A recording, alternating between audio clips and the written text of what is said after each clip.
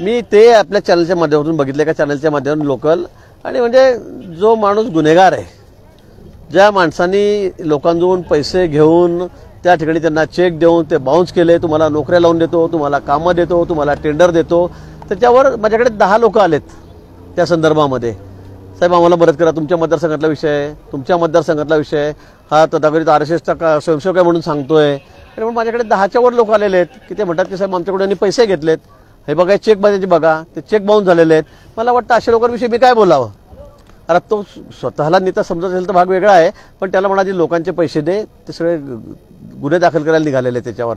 असाच एक गुन्हा बडगावच्या पोलीस स्टेशनमध्ये त्या ठिकाणी दाखल झाला, मी ज्यात माहिती घेतली ती, आणि त्याच्यामध्ये त्याला अटक होणार होती. तो त्या दिवशी तिथून निघून गेला, नंतर सापडलाच नाही, नंतर त्याला अटकपूर्व जामीन मिळालेला आहे.